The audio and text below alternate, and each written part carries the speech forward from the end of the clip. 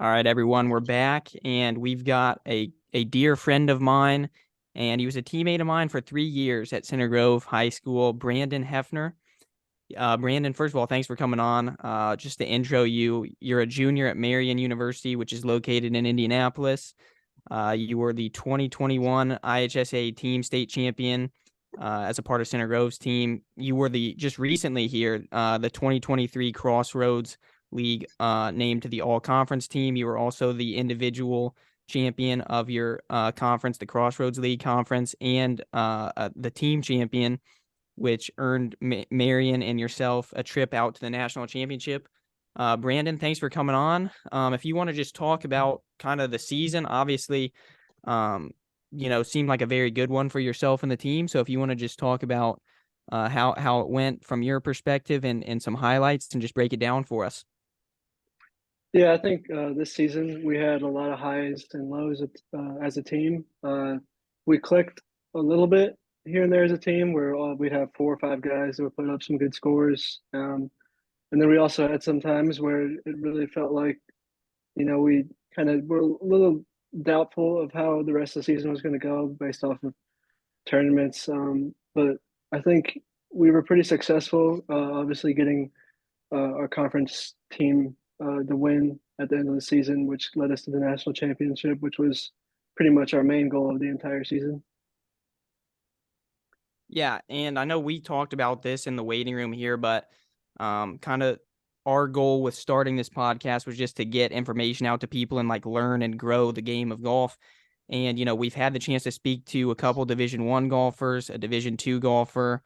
I played Division II golf. Jacob played NAIA golf, and now to have you on, if you can just kind of talk about the level of competition that you see, because I don't think a lot of people understand really how good of golf that you see really at all levels. I mean, when you're at the top of Division II, obviously Division I is very strong, and then at the top of Division II, and NAIA, and even Division III golf is very strong when you look at the top 25 teams in the country. So if you can just kind of speak on that a little bit.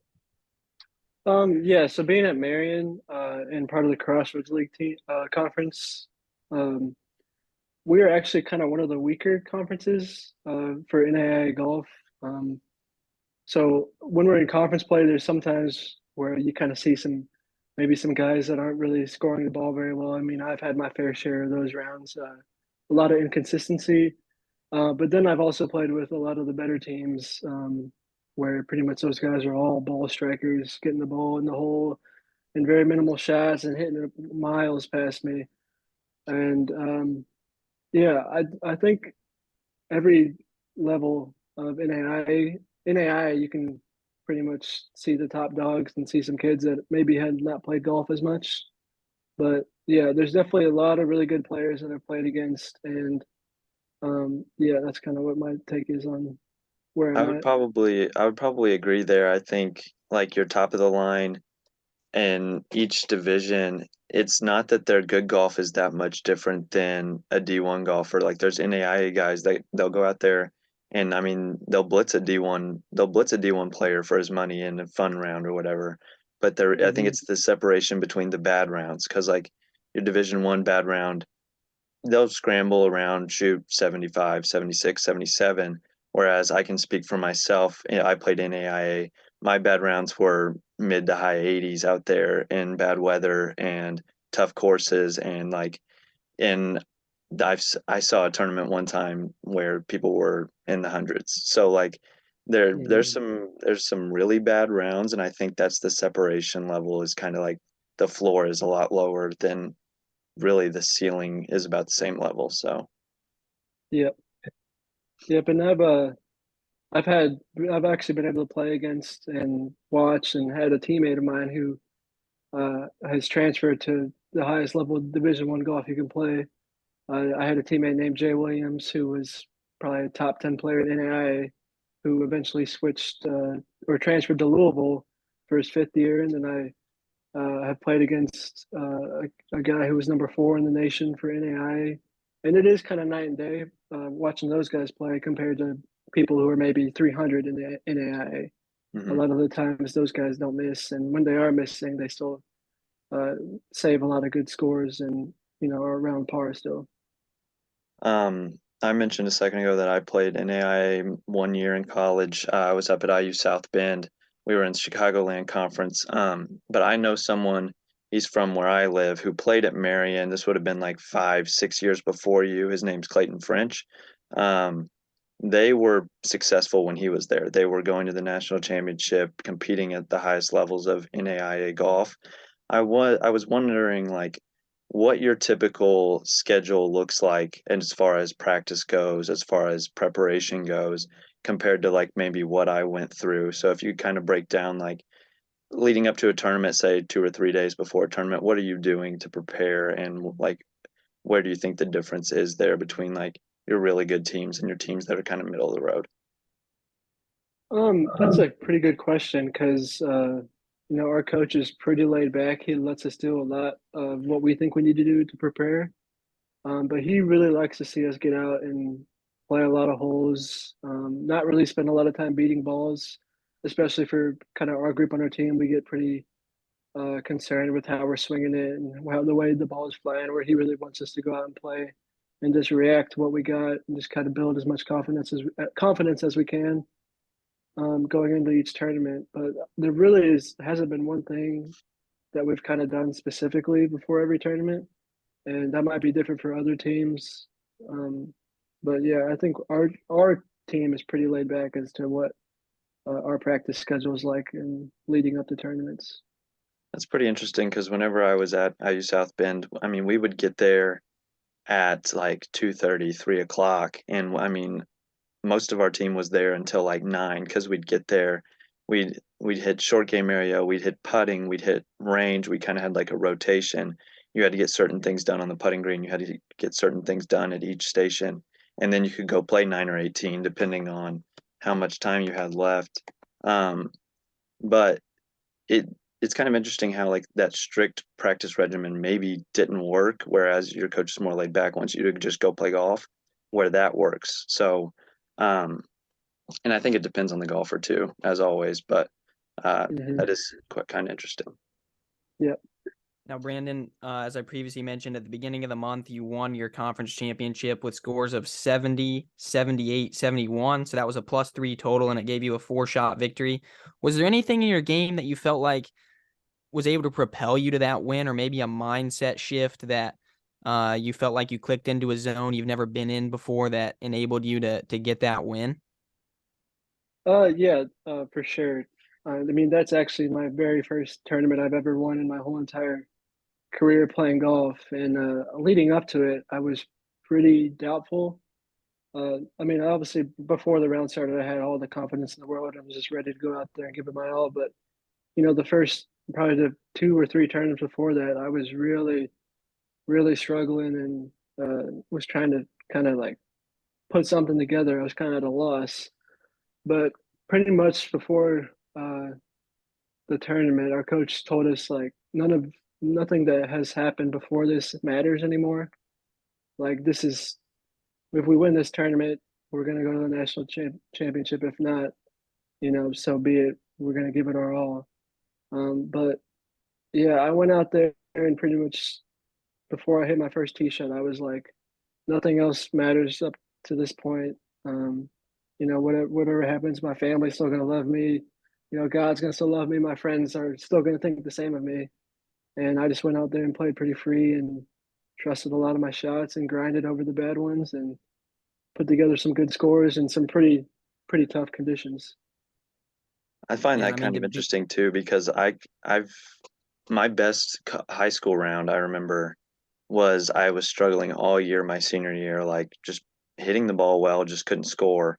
Then I get to sectionals and I'm like, you know what, like either this is going to be my last round of my high school career or I'm going to move on, but I'm going to enjoy this round no matter what. And then I went out there and I played well. Like I hold a shot for eagle. Like I advanced through sectionals and all like because I was on a team where I was going to make it out or I was going to be done. Like no offense to the rest of my team if they listen to this, Hmm. but it was not there was a couple of us that could play some golf and there was never a fourth. So um but yeah, it's interesting how that mindset you kind of start to play your best golf. Do you do you feel like you're a good pressure player, or like did you just feel no pressure in that instance? I've played through some, some pretty pressured moments. Obviously, in the my senior year at the state championship, we only won by one shot. It came down to the very last hole. So that was probably the biggest pressure situation I've ever been in before that tournament. And then, competing with my friends, on the golf course and casual rounds playing for money. I don't know if I'm going to get in trouble for saying playing for money as an NAIA golfer or not, but yeah, I mean, there's little things. I really felt like I was, the man for the job, and obviously, I felt pressure at a certain point when I kind of knew that I could really get this thing done, but I just kind of kept going and trusted my game. So If you I want to was gonna, talk a little bit about, if I can, Jacob, just ask quickly, because I know this applies to me as well. And I feel like being a part of Center Grove and like such a competitive high school program helped me so much make the transition from high school golf to college golf. Um, Obviously, you guys won the state championship as a team in 2021. Can you just talk about the competitive atmosphere that we kind of see in high school, playing a really good schedule with Center Grove and like being a part of that kind of program, how that helped you transition to college golf? Yeah, I mean, my freshman, sophomore, and then junior year obviously got canceled for because of COVID, but freshman, sophomore, or freshman year, I didn't even sniff playing junior varsity golf. I think I maybe had one chance at it where I was like our number 10 player, so the number 5 player on the JV team. And sophomore year, I felt like I had a chance of maybe playing varsity, and still had to wait my turn until my senior year for that to happen. But yeah, being in such a competitive atmosphere all the time, not knowing whether or not you're going to still have your spot the next time you go play in a tournament really does help. And I think that helped me even for college golf because I was playing against players just as good as myself. And yeah, that's kind of what my take is on being a part of Center Grove. yeah, I mean, I think that can only help you because even in your high school events, your senior year, you were playing in the invitationals around Indiana where the best schools are going, and you're playing with guys every week that are going to play college golf. So you're already seeing college golfers before they get there. Um, Whereas I was in small town Podunk, Indiana, southern Indiana, and I was playing against kids that were the best basketball player at their school that just thought golf was fun. So, I mean, I definitely could see the difference there. Just touching one more time on your conference win, that was at Chariot Run, correct? Yep. Yeah, that golf course is tough. So I can see where like the best score could be +3 because that course is not easy whatsoever. I've played it multiple times, so that's a great score around that place. I do want to touch on Center Grove. I wanted to ask you one question about playing there. Um, you said your junior year was canceled due to COVID. I know that was Alex's senior year. That was a big bummer. What did you kind of like do to stay sharp heading into your senior year? Were you playing junior tournaments or were you like just playing with your teammates a bunch or like what was going on there? Yeah.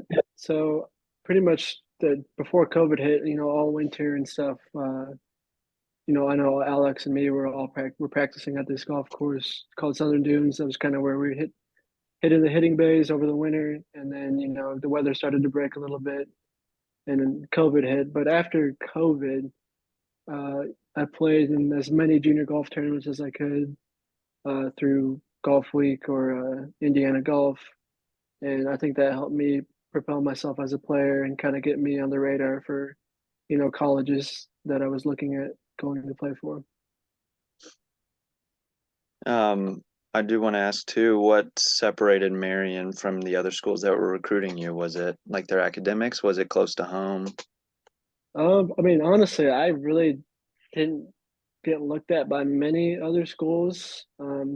There was another team in my conference, Indiana Wesleyan, that I showed a little interest in, and they showed a little interest in me. But as soon as I kind of reached out to Marian, I mean, Marian didn't really reach out to me, but I sent my coach an email, and he replied, and then we kind of chatted for a little bit, and he came out to the course I play at and like watched me hit some balls and whatnot, and showed up to a few tournaments. But other than Marian, Marian was my only official offer I ever got. Yeah, that's cool. I mean, I only got one too. Like Hanover was the same way, like Indiana Wesleyan was with you. They showed interest in me, but they never came and watched me or anything. So I got one official ask. What's your future look like as a Marian Knight? How many years do you have left, and what's your plans after you finish up there? Yeah, so I got my junior year and then my senior year, or my only 2 years left of eligibility. I wish I had more because I really enjoy it there and love being a part of the team and golfing and traveling and playing all these different courses. But after school, I mean, I think it's for a lot of people that are playing college sports, they would love to go play professionally after. And I still have a lot of work to do to even give myself a chance of that. But if that were to happen, I would give it, a year and see how far I could get. But after school, realistically, I'm studying logistics and supply chain. So I'll find out a job uh, Hmm. in that area afterwards. But that's kind of what I've thought about. BHF looking more like in the near term, then obviously a great season for yourself and the team. What are the goals as far as next year? And if you can maybe preview, is there any notable seniors that you're losing, and maybe even any guys that your coach is bringing in? So if you want to talk about individual goals as well as like what your team will hope to or will aspire to accomplish next year. So probably the big goal for the team is to obviously get back to the national championship.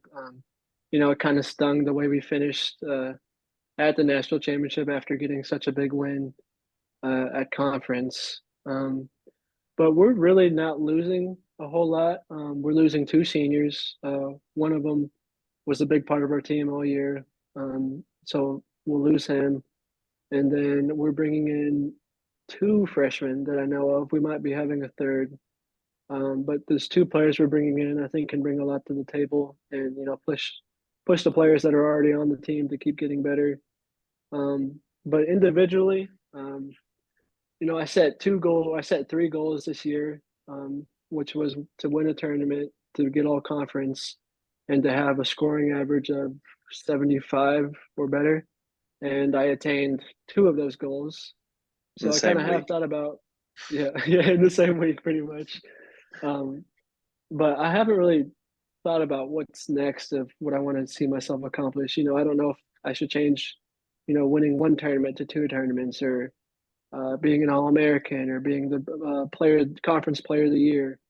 I think now that I've kind of gotten a taste of what that's like to have some sort of success, that I obviously don't want to get too far ahead of myself, but don't want to like just kind of lay back and be like, okay, I accomplished that. Like, what do I do now? But I think winning more tournaments, getting back to the national championship, is pretty big goals for myself and for the team. Good deal. Yeah. Alex, do you have any more questions, or do you want me to hit him with the fun question? Yeah, I'm ready to see what you got for them. All right, so you told me to come up with this right before we hit record, and the first thing that came to mind is if you were to build an all-star team from like 2016 and on of Center Grove Trojans 1 through 5 lineup, who are you picking? From 2016. See, I wasn't even was Alex might be able to help you with that one. Weren't yeah, you I in high think school in 2016? You were, right? 2016 was the year after my brother graduated. So 2016 Okay. was a year that for me was kind of in between Center Grove Golf as far as like I wasn't watching the team following my brother. And then I didn't become a part of the team until I guess it would have been spring of 2017.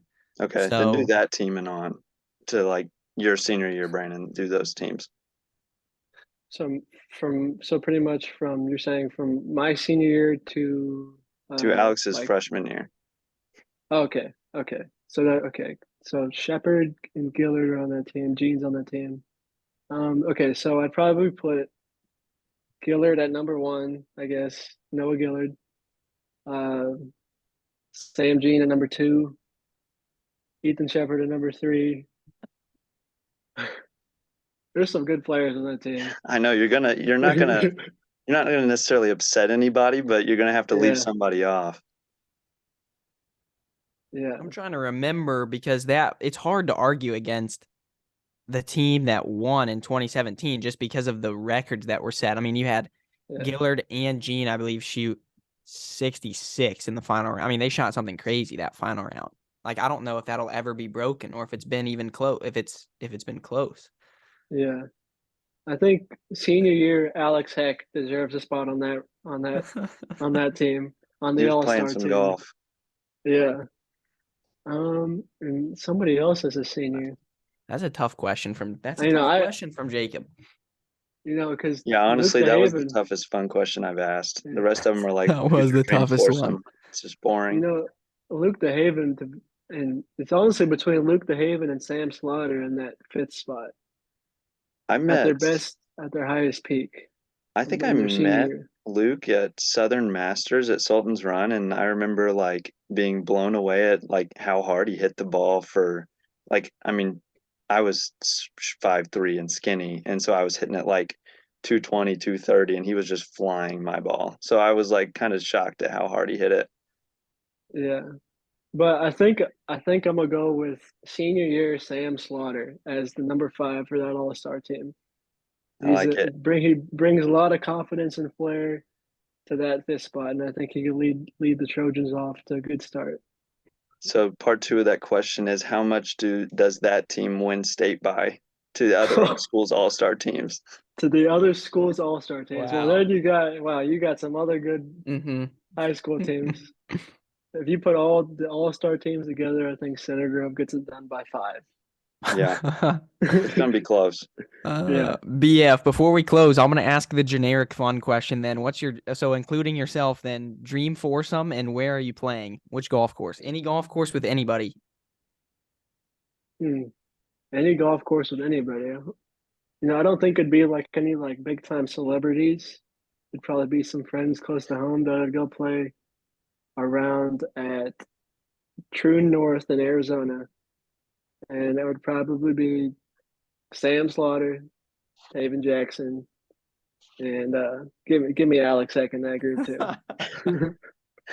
That's I awesome. appreciate you're taking me over someone like Tiger Woods or any tour pro that you can pick. Yeah, So I don't know those guys. They might be kind of boring, but bring some buddies with me. Yep. All right, That's awesome. BF. Well, on behalf of myself and Jacob Ham and the Hammer the Heck Out of It pod, we appreciate you coming on, and we'll continue to follow you and your success and the rest of the Marian golf team in the coming seasons. So yeah, we wish you all the best, and Thank you. yeah, that's been episode 11. Thank you. Thanks for See ya. having me.